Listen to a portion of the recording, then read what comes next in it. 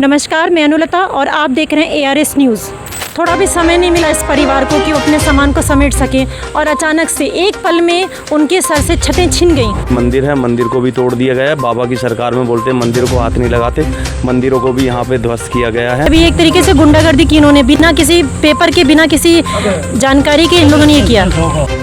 प्रदर्शन पे बैठे नोएडा अथॉरिटी के खिलाफ, जिन्होंने हमारी रोजी रोटी पे, हमारे पेट पे लात मारी है। तो भारतीय किसान टिकैत भी अगला कदम उठाने के लिए तैयार है। तो भाई यहाँ तो किसान अब तो करोड़ मरों की स्थिति पर है ऐसा।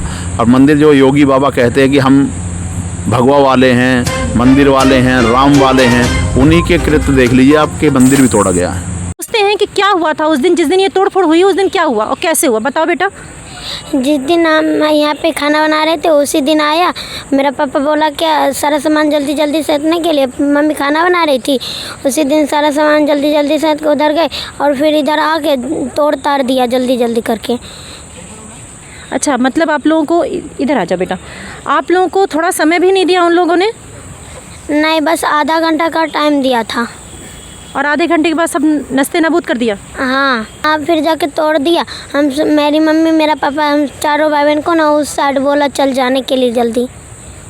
तो देखा आप लोगों ने, थोड़ा भी समय नहीं मिला इस परिवार को कि वो अपने सामान को समेट सके और अचानक से एक पल में उनके सर से छतें छिन गईं। तो जानते हैं कि किसान हमारे लाइफ में पूरी दुनिया के लिए कितने इम्पोर्टेंट है, कि यदि किसान ना हो तो सब लोग भूखे मर जाएं। लेकिन यहाँ पर कुछ किसानों के साथ बहुत ही बुरा व्यवहार किया जा रहा है। ये व्यवहार किया जा रहा है नोएडा अथॉरिटी की तरफ से। छोटी सी ज़मीन पे किसान अपना छोटा सा मंदिर और 2-4 कमरों का ये घर बना के रह रहे थे अपने बाल बच्चों के पोषण के लिए। ये कई साल पुराने घर और कई साल पुरानी मंदिरें हैं, लेकिन जैसा कि आप देख रहे हैं, कैमरामैन की तरफ से आप देखिए किस तरीके से इन लोगों ने अतिक्रमण किया। यहाँ पे बहुत ही बुरा व्यवहार हुआ है हमारे किसानों के साथ।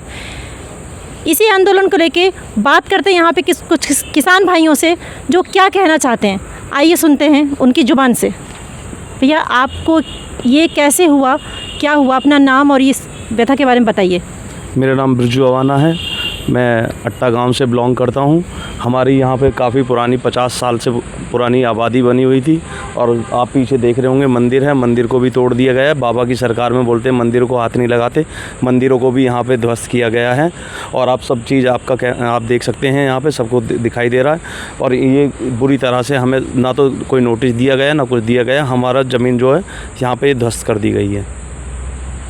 एक तरफ तो सरकार कहती है किसान भाइयों का कर्ज माफ़ किया जाए, लेकिन दूसरी तरफ ये नोएडा अथॉरिटी की तरफ से क्या आंदोलन हो रहा है, किस तरीके से ये अतिक्रमण किया गया, क्यों किसान भाइयों पे ये जुल्म क्यों किया गया है। तो आइए कैमरामैन के साथ आगे चलते हैं और भी देखते हैं किस तरीके से इन लोगों ने तोड़फोड़ की है और किसान भाइयों को हमारे परेशान किया है, जिसकी वजह से ये धरना पर बैठे हैं। जैसा कि आपने हमारे कैमरामैन की तरफ से देखा कि किस तरीके से इन लोगों ने इतनी तोड़फोड़ की है, वो भी बिना नोटिस के। एक बार बता देते तो शायद ही कुछ पहले से प्रिपेयर रहते उन चीज़ों के लिए, लेकिन ये बहुत ही गलत काम हुआ है।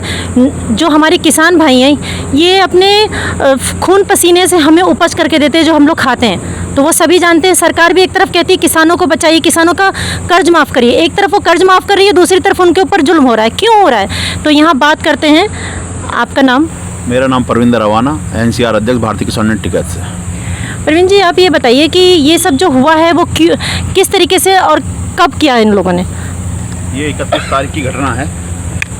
31 तारीख में इन्होंने ये कृत्य किया है सुबह 10 बजे के करीब। बिगर किसी नोटिस के, बिगर किसी सूचना के किसान को यहाँ से उजाड़ने का काम किया गया है। किसान इन घरों में रहता था, ज़बरदस्ती आके अपनी JCB घुसा के इन्होंने ये गलत काम किया है इनके साथ में, बहुत गलत तरीके से और बिगर किसी सूचना के, बिगर के बताए हुए ये किसान के साथ आए। ये वो किसान है जिसने यहाँ 150 बीघे ज़मीन, इनके दादा ने बाबा के नाम पे जो ज़मीन थी 150 बीघे के अंदर ये सेक्टर 18 बसा हुआ है। 6 बीघे 7 बीघे ज़मीन है जिसमें आज से नहीं कम से कम 50 साल से यहीं रह रहे हैं। इनके पिताजी की आपने देखा होगा समाधि भी बनी हुई है पीछे। इनके पिताजी ने मंदिर भी इन्होंने बनवाया था, आबादी में अपनी मंदिर बनाया था।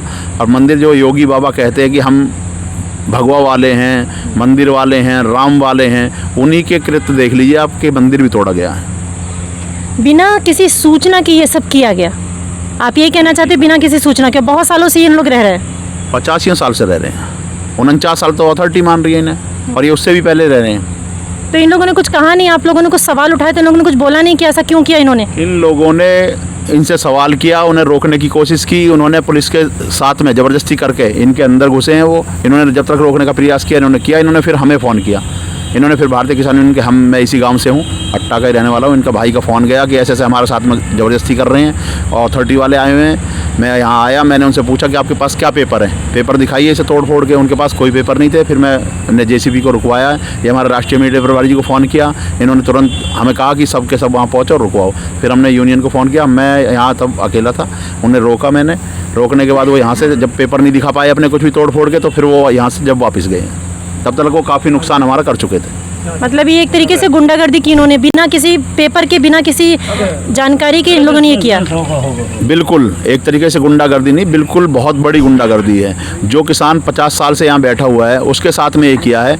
जो नए किसान हमारे बस रहे हैं पूरे गांव में, 81 गांव पड़ते हैं नोएडा के अंदर, पूरे 81 गांव में ये मैसेज गया हुआ है। सब गांव वाले हमारे साथ में आ रहे हैं, रात दिन धरने पर लोग बढ़ रहे हैं। वो यही कह रहे हैं कि जो 50 साल से नोएडा हमारा जो बसा था जब 1976 में, सबसे पहले शुरुआत के गाँव है ये, अट्टा, हरौला, निठारी वगैरह, ये सबसे पहले गांव है। अगर इन गांवों के साथ ये हो रहा है तो जो गांव अब बस रहे हैं, जो गांव अब डेवलप हो रहे हैं, उनका क्या होगा।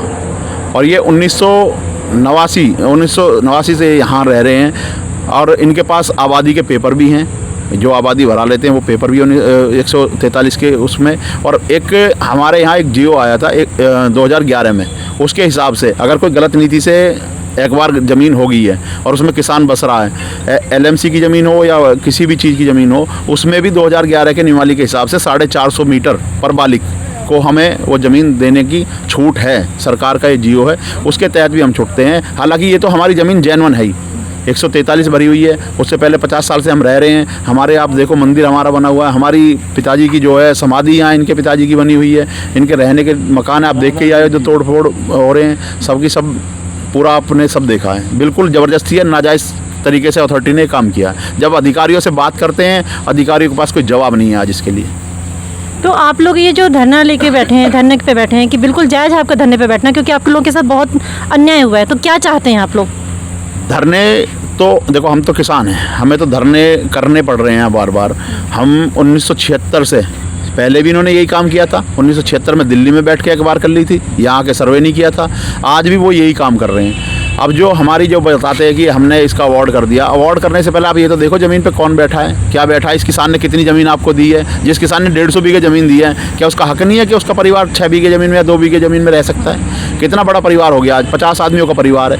बच्चों का पालन पोषण कहाँ से करेगा? लेकिन उनको ये दिखता है कि सेक्टर 18 बहुत अच्छा बन चुका है। ये नहीं दिखता जो सेक्टर 18 को बसाने में जिस किसान ने सहयोग किया है, उस किसान को भी कुछ देना चाहिए। हमारा 10% मुआवजा आज तक रुका हुआ है, अब तो ये देते नहीं है उसको। तो अगर हम 10% ज़मीन को मांगे इनसे 150 बीघे की, को कितनी ज़मीन बनती है हमारी, वो ये दे नहीं पा रहे। और उल्टी जो हमारी ज़मीन बची है उसे छीन रहे हैं, बिगर किसी नोटिस के, बिगर किसी पेपर के, खामखा के छीन रहे हैं। तो अब आप किसान भाइयों की क्या मांग है, क्या मांगे सरकार से या नोएडा अथॉरिटी से, क्या चाहते हैं आप? ये एक मुद्दा अब ये इस ज़मीन का नहीं है, मुद्दा हम शुरू से लड़ते आ रहे हैं। 2019 में भी हमने लड़ाई लड़ी थी, पहले भी इन्होंने गलत नीति के हिसाब से यही किया था। उस समय भी 2019 में 27 सितंबर को हम अथॉरिटी गए थे, 30-40 हज़ार की तादाद में गए थे। तब यही ऋतु महेश्वरी मैडम थी, यही CO थी। इन्होंने ये हमसे वादा किया था कि जब तक किसान का मैं एक एक किसान की आबादी छोड़ ना दूँ या नीतिकरण ना कर दूँ, उसे सही तरीके से छोड़ने के बाद तभी मैं गाँवों की तरफ जाऊँगी, तभी मैं किसी गाँव की ज़मीन को तोड़ूंगी। लेकिन वो अपना वादा खिलाफी पे आ गई हैं। 4 साल हो गए हैं उस बात को, शायद वो भूल गई होंगी कि ये वही किसान है, ये वही नोएडा का किसान है। जिस समय आप गाजियाबाद के DM के बाद यहाँ आई थी, CO बनी थी, तो इसी किसान ने आंदोलन किया था। और आपके आश्वासन पे आपने हमसे मदद मांगी थी कि मैं नोएडा को समझ नहीं पाई हूँ, मैं नोएडा में पहली आई हूँ और मैं किसानों को समझूंगी और आपकी आबादी में छोड़ूंगी। लेकिन वो उस वादे को भूल चुकी हैं। उन्हें ये नहीं पता कि वो 50 साल पुरानी आबादी तोड़ रही है। अब ये एक 81 गाँवों के जितने भी किसान हैं, एक हमारी यहाँ 9 तारीख को मीटिंग होगी, उसमें बैठ के निर्णय लिया जाएगा। फिर देखते हैं क्या होता, पंचायत होगी, क्या होगी। हमारे सभी मुद्दों पे बातें होंगी, हमारी आबादी, हमारा 10% के प्लॉट, हमारा मुआवजा। 1976 और 1998 के बीच के जिन किसानों को ये प्लॉट नहीं दे रहे, जिन किसानों को बढ़ा हुआ मुआवजा नहीं दे रहे, अब उस पर भी बात होगी। जिस बात को वो टालती हैं वो बात अब सारी बातें करेंगे, क्योंकि जब ये हमारे घर ही छीन रहे हैं, हमको घर से बेघर कर रहे हैं, तो अब हम क्यों सुनेंगे इनकी? हमने इनकी सुनी थी, लेकिन इन्होंने वादा खिलाफी करी है। सरासर प्रशासन, ये अथॉरिटी जो है नोएडा अथॉरिटी, सरासर गलत कर रही है। आपने कल देखा होगा, कल भी किसानों के साथ बर्बरता हुई है। आदरणीय टिकैत साहब से बात भी हुई है हमारी, उन्होंने ये कहा कि किसानों के साथ रहना, किसानों की बात सुननी है। 24 घंटे में रिहा किया जाए, नहीं वो आंदोलन करेंगे, ऐसा सुनने का है जी, वो उनकी बात है कि 24 घंटे में या जो भी है, जो हमारे आदेश आया है उस पर आगे हम भी फिर आंदोलन करेंगे अगर उन किसानों को नहीं छोड़ा जाता है और उनकी मांग नहीं मानी जाती है। तो भारतीय किसान टिकैत भी अगला कदम उठाने के लिए तैयार है। आप भी कुछ कहना चाहेंगे सर? ये राष्ट्रीय मीडिया प्रभारी। राष्ट्रीय मीडिया प्रभारी हैं आप, आपका नाम? सुभाष चौधरी। क्या कहना चाहते हैं इस धरने को लेके, ये जो अतिक्रमण किया गया है नोएडा अथॉरिटी को लेकर के? देखो क्या है कि नोएडा की जो पॉलिसी है वो बहुत गलत है। कारण क्या है कि इन्होंने आज तक ना तो किसी गांव का लाल डोरा किया है और ना आबादी निस्तारण किए हैं। क्योंकि इनसे हमने जो भी आपसे पहले जितने भी हमने आंदोलन किए हैं उनमें हमारी एक कमेटी बनी थी। वो कमेटी 2011 में बनाई गई थी, जिसके अध्यक्ष नियुक्त किए थे जहाँ का जिला अधिकारी साहब, और उस समय कप्तान रहते थे, कप्तान जी थे, एसी होते नोएडा के 5 अधिकारी, मतलब 5 लोगों की बना के वो कमेटी नियुक्त की थी। उसमें ये साफ साफ कहा गया है कि भाई जो किसान जहाँ पर है अगर वो 2011 से पहले अपना मकान बना कर रह रहा है तो उसको नियमितीकरण करेंगे। उसमें कोई काम नहीं किया। 2019 में हमारा आंदोलन हुआ, ऋतु महेश्वरी जी आई, वो कह रहे मुझे समझ लेने दो, प्रत्येक गांव में हम कैंप लगाए कि प्रत्येक गांव को आबादी को निस्तारण करेंगे। ऐसा उन्होंने कुछ नहीं किया। केवल यहाँ पर दूसरा काम चल रहा है। ये इनको वादा किए हुए कितने साल हो गया ऋतु महेश्वरी जी को? यह 4थे साल चल रही है। चौथे साल में क्या वो देख रहे हैं आप? चौथे साल में 4 सालों में वो नोएडा को ही नहीं समझ पाई। जब वो ये देख रही हैं कि नोएडा इतना अच्छा बन चुका है, खूबसूरत हो चुका है, लेकिन उस खूबसूरती के पीछे किसका हाथ है वो ये नहीं समझ पाई। तो आगे कुछ कहना चाहेंगे? ये क्या है, हमने इसमें एक एजेंडा तैयार किया है। क्योंकि ये गांव, ये इट्टा गांव की ही लड़ाई नहीं है। इस एक आंदोलन यहाँ पर रखा गया है। इस आंदोलन का जो नाम दिया गया है घर बचाओ गांव बचाओ। क्योंकि जब घर ही बचेंगे जब ही गांव बसेंगे, जब घर ही नहीं रहेंगे तो गांव ही कहाँ रहेंगे।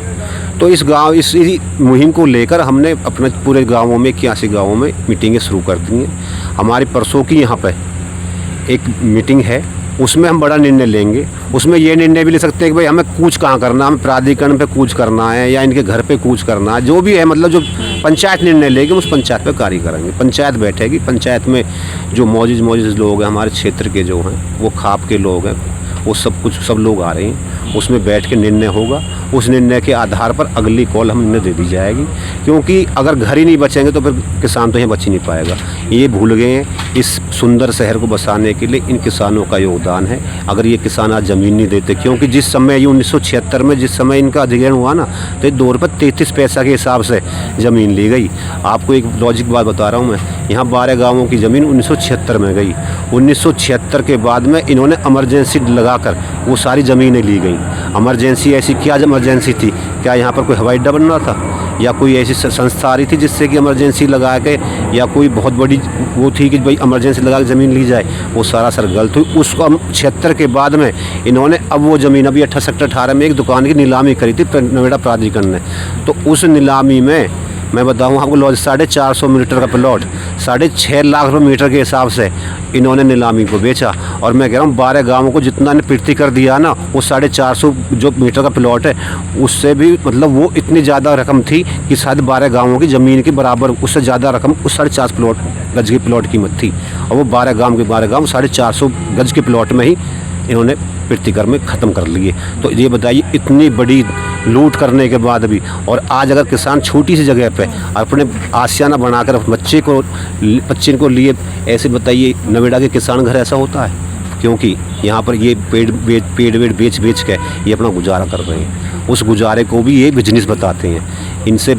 इससे बड़ी शर्मनाक बात, क्योंकि रोज़गार इन्हें दिए नहीं, इनके जियो में है। जिस किसान की ज़मीन ली जाएगी उनको हम अथॉरिटी में नौकरी देंगे। आज तक कोई किसान को नौकरी नहीं दी है, और वो भी ख़त्म कर दी, टोटल प्राइवेट में लिया है ये। तो भाई यहाँ तो किसान अब तो करोड़ मरों की स्थिति पर है। अब जो आंदोलन ये जो होगा, ये करोड़ मरों के आंदोलन है। इसमें कुछ भी हो, अब किसान आर पार की लड़ाई लड़ेगा।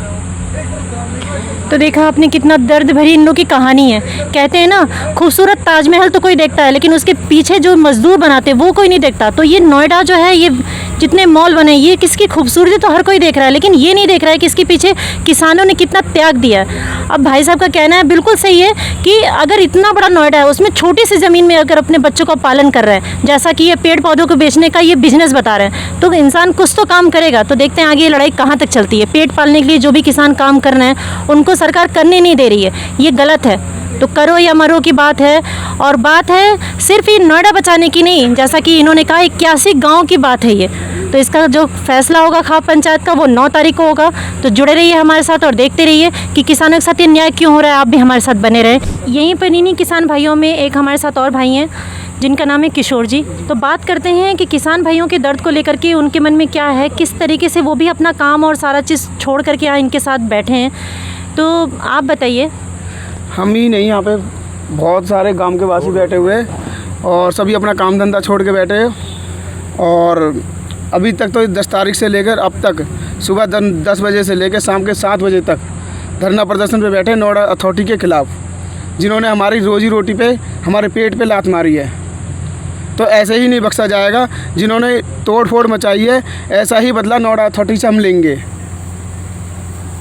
बिल्कुल सही बात है। वो तो आए और तोड़ फोड़ करके चले गए, लेकिन कितनी मुश्किलों से यहाँ पे किसानों ने गारे माटी को लगा करके अपने घर को बनाया होगा। आजकल छोटा सा घर भी बनाना, छोटी सी चीज़ भी लेना महंगाई के समय में कितनी मुश्किल बात है, लेकिन इन किसानों को तो घर ही तोड़ दिया गया, उनके सर से छती छीन ली गई। ये बहुत गलत किया है, किसी ने भी किया है वो बहुत गलत किया है। इसके प्रति, किसानों के प्रति न्याय तो होना ही चाहिए।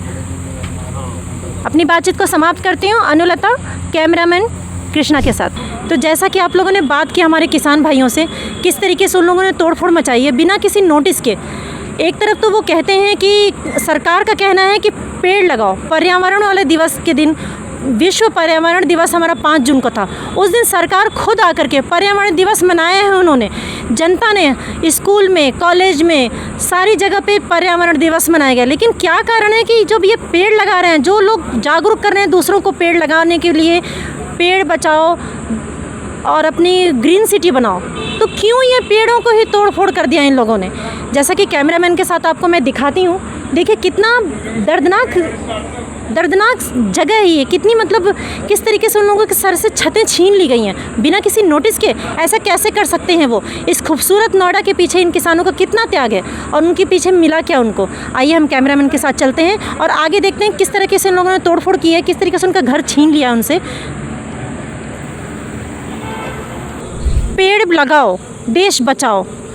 आज उन्हीं किसानों का, उन्हीं किसान भाइयों का और उन जो लोग अपने बच्चों का पालन पोषण कर रहे हैं छोटे छोटे पौधों को बेच करके, जनता को जागरूक कर रहे हैं कि आप भी अपने घर पेड़ लगाओ, उन्हीं का इन्होंने तोड़ फोड़ कर दिया, उसको तहस नहस कर दिया। कैमरामैन के साथ देखें किस तरीके से इन लोगों ने अतिक्रमण किया है, बिना किसी नोटिस के बुलडोज़र ला करके बस उनको तोड़ दिया, उनसे बिना पूछे। ये कितना बड़ा अन्याय है। खूबसूरत नोएडा को देख रहे हैं आप खूबसूरत नोएडा को तो देख रहे हैं, उसके पीछे त्याग नहीं देख रहे हैं क्या? सरकार को किसानों का त्याग नहीं दिख रहा? क्या वो, उनको इतना भी हक नहीं है इस पूरी संसार को अनाज देने के बाद कि वो अपने छोटे छोटे बच्चों का पालन पोषण कर सके? क्यों उनके सरों से छतें छीन ली गई? तो ये आंदोलन है, घर बचाओ गांव बचाओ। देखते हैं इस आंदोलन के साथ इसका आखिरी जो मेन फैसला है वो है खाप पंचायत का फैसला क्या आने वाला है 9 तारीख को। तो हमारे साथ जुड़े रहें और देखते रहें ARS न्यूज़ से मैं अनुलता।